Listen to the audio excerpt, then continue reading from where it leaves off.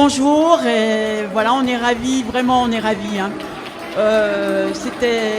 On a cette idée-là depuis 1 an et demi où la communauté de Servas avait été très meurtrie par les nombreuses obligations à quitter le territoire qui étaient tombées sur la tête de quelques-uns de notre famille, les compagnons.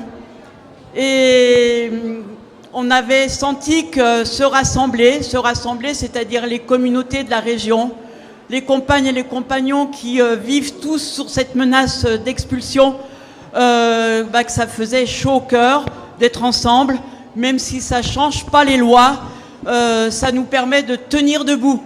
Voilà. Donc, du fait de cette expérience qu'on a faite il y a 1 an et demi, on s'est dit il faut qu'on fasse quelque chose à Bourg-en-Bresse pour montrer qui on est, ce mouvement Emmaüs, fondé il y a déjà quelques années par l'abbé Pierre, qui a montré que seul on n'est pas grand-chose, mais qu'à plusieurs on peut faire des choses qu'on ne sait même pas faire, qu'on n'a même pas imaginé qu'on était capable de faire. Et c'est aujourd'hui, on a vraiment fait l'expérience que on n'a même pas imaginé qu'on était capable de faire ce qu'on a fait aujourd'hui. Voilà. On m'a vu dans le Vercors, sauter à l'élastique, voleur d'enfants, des cris. Tu fais la cour à des pétards, tu fais la nuit, je fais le mort, me paner. La nuit, je mens, je prends des trains à travers la nuit. La nuit, je m'en lave. Je suis dans les bottes des montagnes de questions où subsiste encore ton écho. Il subsiste encore ton écho.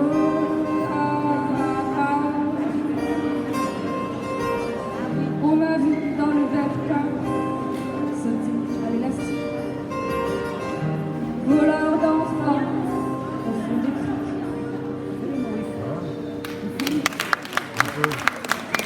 Le préfet, le 10 novembre 1843, écrit aux chanoines en lui demandant de vérifier la situation des visiteurs afin de ne secourir que ceux qui en ont un réel besoin. Mais je vous lis la réponse du chanoine parce qu'elle vaut aussi son pesant d'or. Et donc il lui répond que tous les voyageurs présentent tous ordinairement des signes de misère. Leur refuser les secours analogues à leur malheureuse position serait un acte de cruauté dont peu de personnes auraient le triste courage de se rendre coupables. Jamais nous n'avons pensé que l'hospitalité donnée au Mont-Genèvre pût être un motif d'amener en France des étrangers sans aveu ou malfaiteurs. Pourquoi entreprendre un voyage aussi long pour trouver gratuitement à l'hospice 1 demi-litre de vin, 1 demi-kilo de pain, une soupe et un lit pour une nuit seulement? À la fin de l'été dernier, on avait affrété un bus parce qu'on n'avait pas le choix pour pouvoir emmener des gens à Paris. Donc on leur a demandé l'équivalent de ce que le bus nous coûtait. Et on les a envoyés à Paris. À Paris, ils ont gentiment été accueillis par les forces de l'ordre. Alors on a séparé les enfants, les femmes et les hommes. Je ne vous donne pas les détails, mais en tout cas, nous, Refuge, on a été poursuivis pour aide à la circulation de personnes en situation irrégulière sur le sol français. Voilà où on en est aujourd'hui. Gilbert, et je viens du Puy-en-Velay, comité des amis. Je suis bénévole. Myriam, on arrive de Tarare. Ah, vous arrivez de Tarare depuis hier? Oui, depuis hier. Ouais. On est venu pour aider. Ici pour la vente? Beaucoup de choses et puis solidarité. Je m'appelle Laurent Duparc, je suis à Servas, à la communauté de Servas, voilà. D'habitude je travaille au tri et là je suis au petit meuble, à la vente des petits meubles, voilà. Je vais vous parler un petit peu des maraudes parce qu'avant que les gens arrivent au refuge solidaire, ils doivent traverser la montagne. Mont-Genèvre, c'est un col à 1850 mètres d'altitude. Vous vous en doutez, c'est enneigé l'hiver, il peut faire super froid. La frontière est complètement militarisée. Il y a 240 forces de l'ordre affectées en permanence à la surveillance de cette frontière. Donc les personnes qui ne peuvent évidemment pas passer par la route vont passer par la montagne. Et comme elles se font refouler, elles vont à chaque fois prendre un itinéraire plus dangereux. Certaines vont passer 1 fois, 2 fois, 3 fois, 7 fois, jusqu'à ce qu'ils arrivent enfin à Briançon.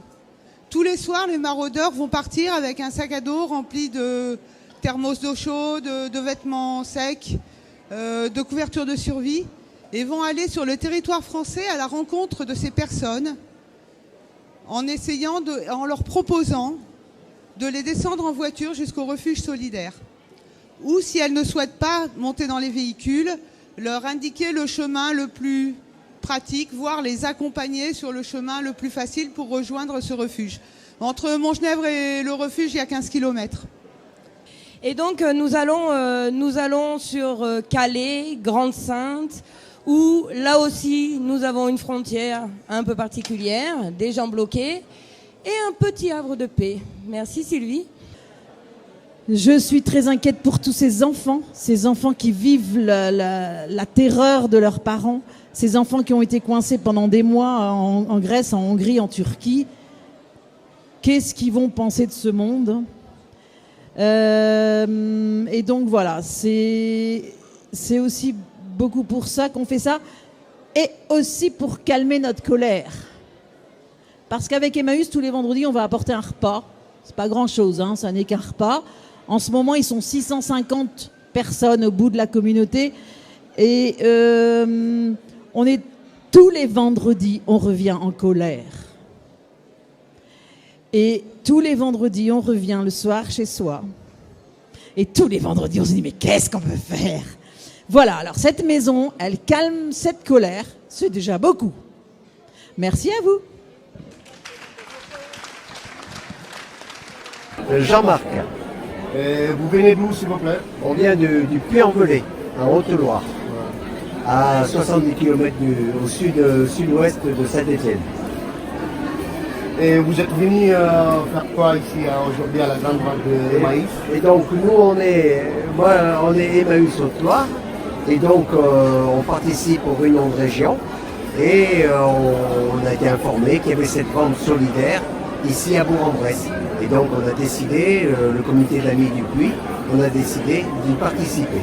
Et on est venu avec tout un tas d'objets à vendre ici pour cette vente solidaire. Et surtout, il y a quelque chose qui a été remis en doute, qui était en fait l'éducation qu'on a eue en étant gamin, ce que m'ont appris mes parents, petit, partager son goûter, partager ses jouets, partager sa chambre, etc. En fait, je pense que c'est un peu le socle commun en fait qui fait la République française. Je pense que c'est ça en fait, c'est le respect en fait de l'individu, et ça devrait être le socle. Ce socle-là en fait est devenu un peu tout mou, c'est un peu brisé, j'ai l'impression. Et Emmaüs, moi je connaissais comme vous tous connaissez. Et moi Emmaüs, c'était quoi? C'était des gens dans la précarité qui étaient là, vendaient des babioles, etc. Mais j'avais pas trop analysé ce que ça voulait dire vraiment. Et c'est en discutant avec les compagnes, les compagnons, c'est en discutant avec les présidents d'assaut des différentes communautés, ou c'est en discutant avec les responsables de communautés qu'on s'est dit putain mais on parle la même langue. Enfin, on parle la même langue. On pouvait parler des problèmes de l'accueil parce que c'est pas toujours facile d'accueillir. Et je me dis putain, ça fait du bien en fait de pouvoir discuter de vrais sujets, etc. Et sortir un peu du débat militant, même si notre action est militante bien sûr, mais des côtés pragmatiques. En fait, ce que j'ai aimé dans Emmaüs, c'est le côté pragmatique. Je suis bénévole occasionnel. Ça fait combien d'années vous faites le bénévolat à Emmaüs? Très très peu, pas beaucoup. On vend beaucoup de livres pour enfants, les gens sont contents, les livres sont pas chers, ils en amènent des grosses piles. Merci madame. Moi je suis au bureau d'Emmaüs, je suis bénévole. Je suis à Emmaüs Servas, je conduis des camions, je trie des objets, qui est un modèle de démocratie avec un équilibre des pouvoirs entre les compagnons, les responsables et l'association qui gère la communauté. Donc c'est toujours l'avis des compagnons qui prévaut. Et il y a toujours une recherche de consensus, de trouver une solution qui convienne à tout le monde. C'est ça qui m'a beaucoup plu Et sur Emmaüs Servas, c'est l'ambiance familiale, on s'y sent bien et on a envie d'y aller et de travailler avec eux. Je suis impressionné par le nombre de clients et j'espère qu'on va récolter beaucoup d'argent pour aider les associations aux frontières qui font un travail très important pour aider les gens qui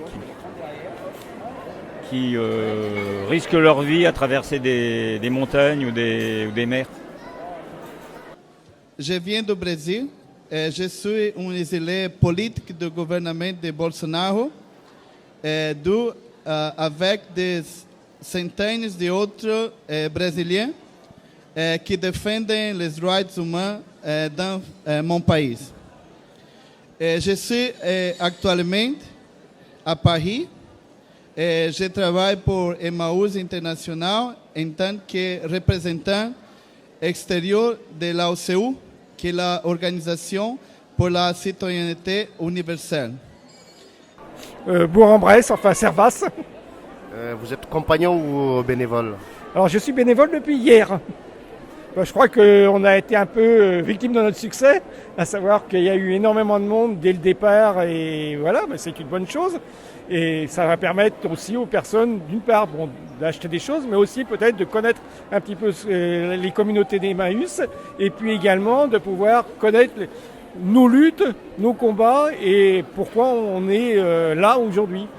Je m'appelle Isabelle Fernandez. Je suis plutôt au Secours populaire. Moi, j'ai été accueillie quand même pour un don pour des personnes qui avaient besoin. Et vous faites des dons aussi, et ça, je trouve génial. Voilà, donc c'est très bien. Merci. Merci à vous. Agnès, et je viens de Briançon. Vous êtes compagnon ou vous êtes responsable?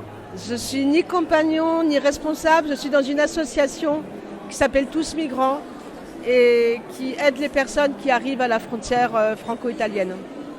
Est-ce que ça vous plaît de venir à Emmaüs?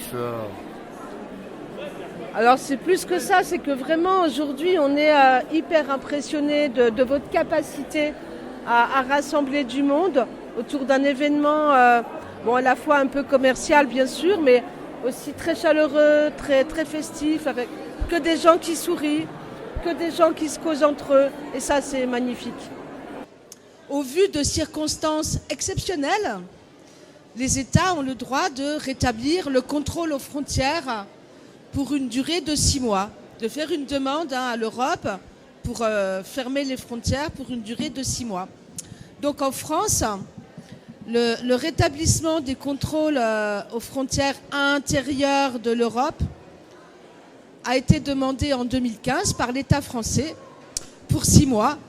Et depuis 2015, tous les 6 mois, on redemande l'autorisation du contrôle aux frontières sur les motifs des attentats terroristes.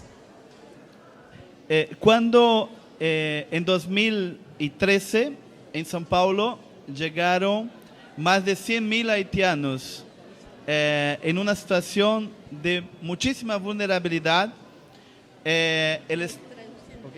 À São Paulo, en 2013, ils se sont retrouvés dans une situation compliquée parce que sont arrivés 13 000 Haïtiens, plus de 6 000 Haïtiens.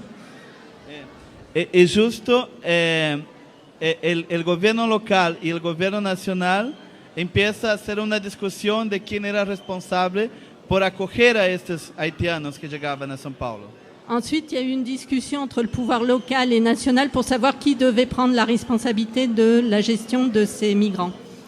Y la Constitución brasileña, elle dit que c'est una función, es una función del Estado nacional. Et la Constitution brésilienne dit que c'est l'État qui doit s'en charger.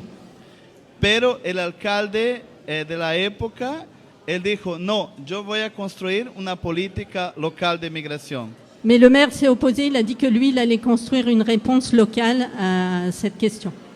Y yo tuve la oportunidad de ser el coordinador justamente por implementar esa política. Et donc, il a été choisi comme coordinateur pour mettre en œuvre cette politique locale. Y São Paulo ha creado centros de referencia, centros de acogida, formación para las personas que trabajan en los servicios públicos y ha creado consejos de migración. Et donc, ils ont créé à partir de là des centres d'accueil et ce qu'ils appellent des centres de référence pour former les personnes qui s'impliquent dans... Y finalmente ha puesto una ley propia del municipio, que es la primera ley de toda la América Latina por crear una política de migración. Et ils ont donc établi une loi, la première en Amérique latine, pour gérer une politique par rapport aux migrants. Es por eso que la Alianza Migración se inspira bastante en esa experiencia de São Paulo, Gran Cité, Gran Santa, como ejemplo, ¿no?, de ciudades que han puesto las manos y han mostrado que sí, es posible y es la responsabilidad también de los municipios. Voilà, et donc l'Alliance Migration, c'est ça, s'inspire de cette expérience de São Paulo pour avancer sur ces politiques. Il faut faire très très attention à tout ce qui est réseau, parce que justement, nous, à la police, dans notre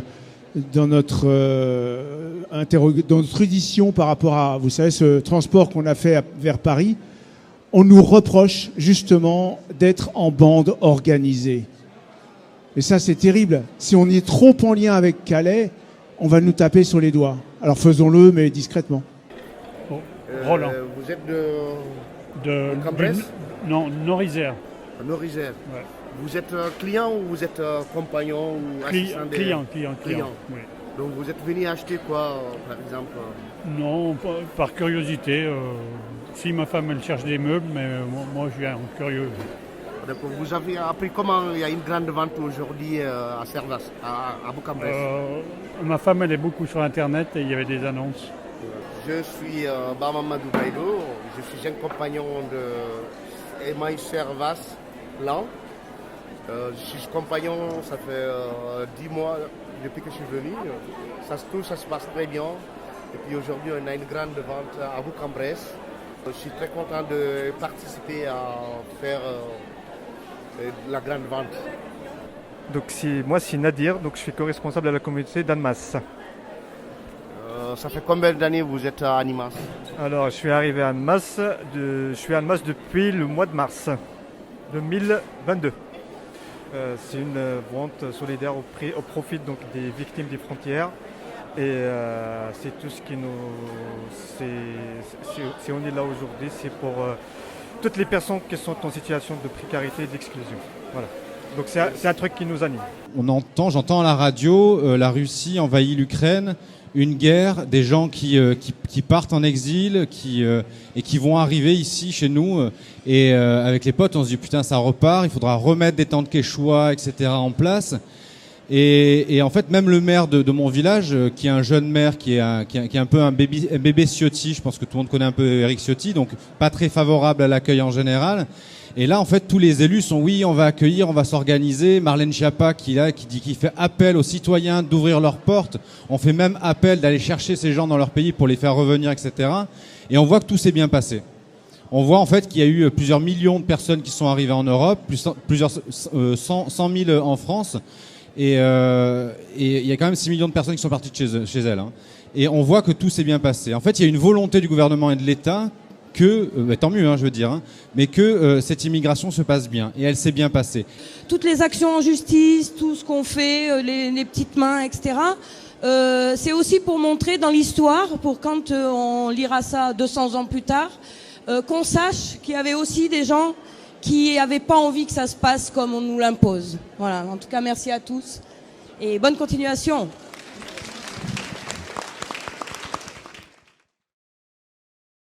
Allez, vous chantez avec nous.